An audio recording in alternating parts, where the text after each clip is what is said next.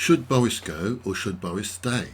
That is the question on the lips of people interested in British politics at the moment. The media in Britain, for as long as I can remember, has been polarised into sympathising with the left or right of politics, but perhaps no more so than in recent years. Firstly, the Brexit issue did split public opinion into an almost exact 50-50, with unusually strong and heartfelt viewpoints, as we all know. But for the public and the media, this wasn't so much a left-wing or right-wing issue, but a more complex problem. The events surrounding the pandemic, and Partygate as we could call it, really has split the media to such an extent that I really think that we need to consider how much of newspaper content is dedicated to hard fact, and how much is just the opinion of the editor. How much is spin? So my purpose here is to address the question of whether Boris Johnson should resign or even be made to leave his position of Prime Minister.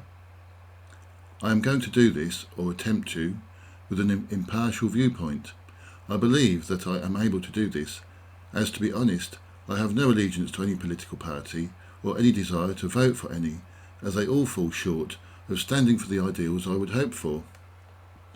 I recall that in the 1990s, Boris was well known for his remarks that were at best controversial and did inspire some people to accuse him of sexism and racism.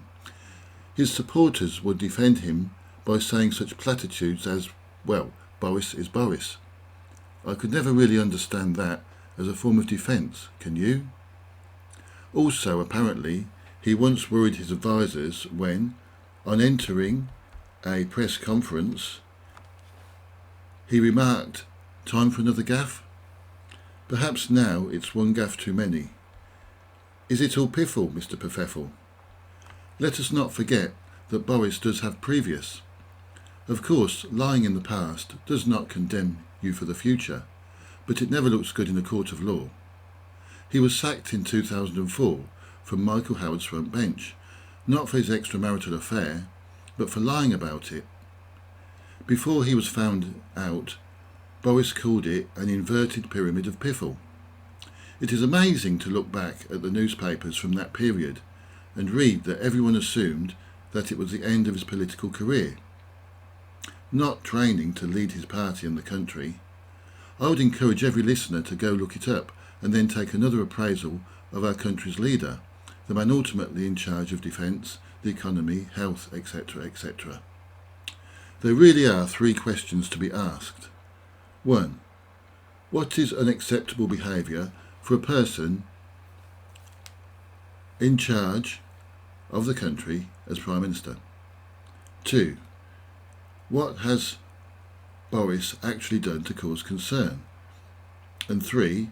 Are there any special circumstances? Well, let's look at question 1.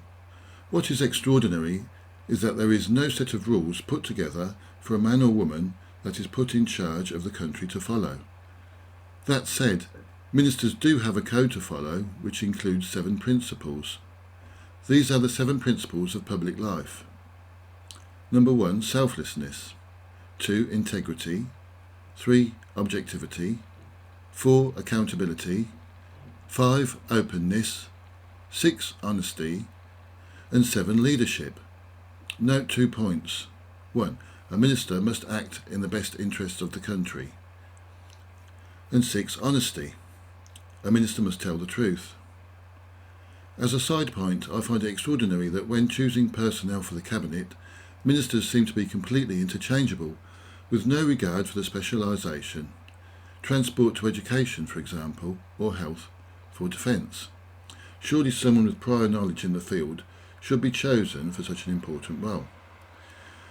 Now, the Prime Minister surely must adhere to the 7 principles of public life in order to keep his job. Interestingly, to not commit a crime is not listed as one of the principles.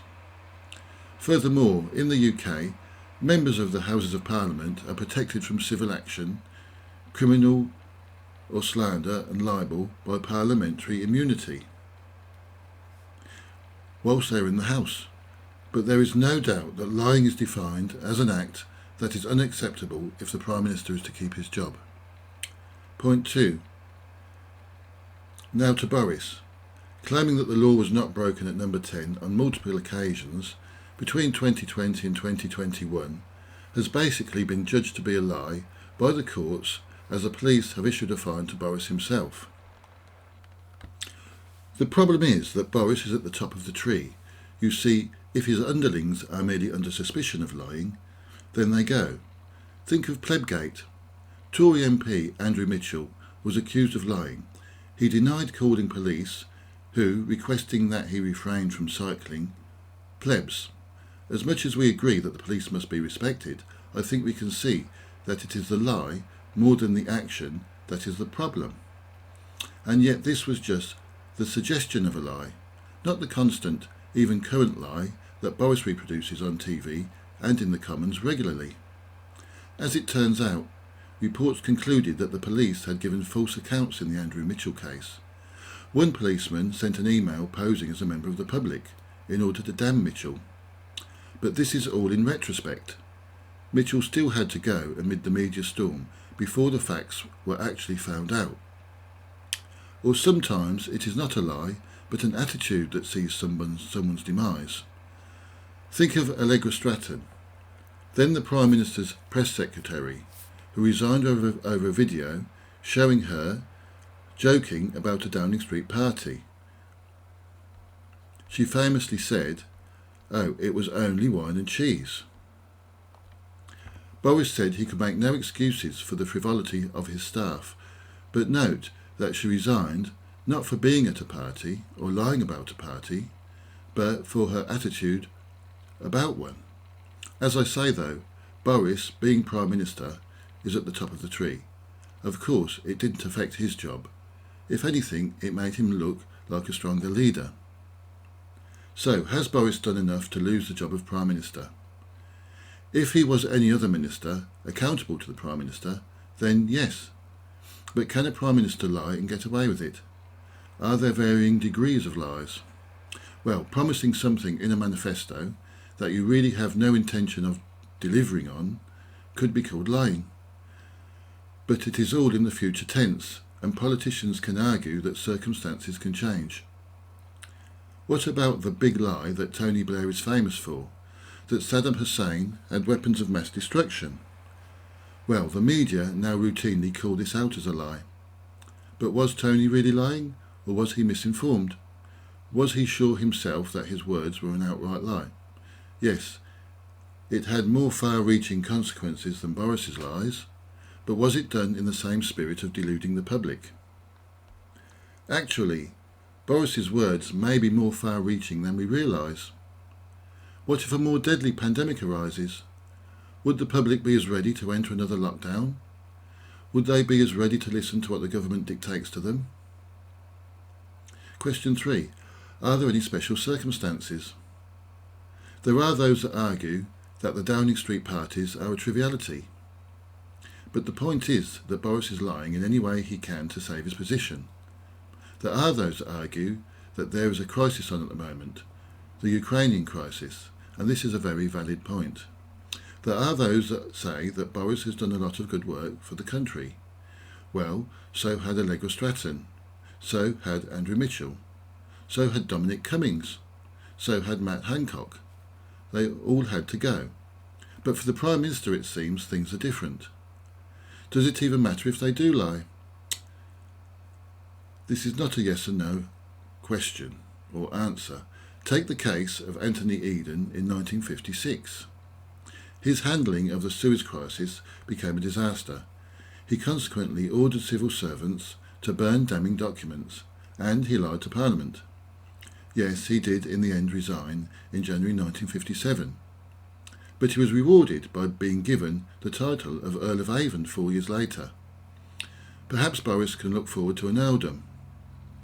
I conclude that Boris should go due to him breaking the 7 principles of public life and the consequences that this may have.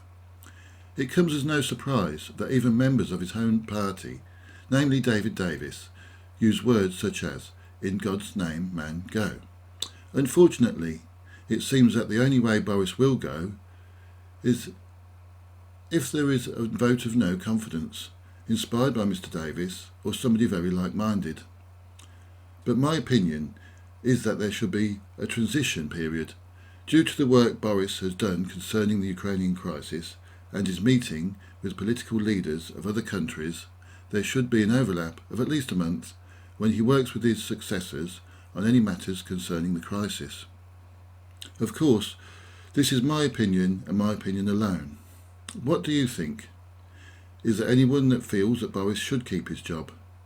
That there is no one better that the country has to offer in these uncertain days? I welcome your comments, and please subscribe. There is more to come.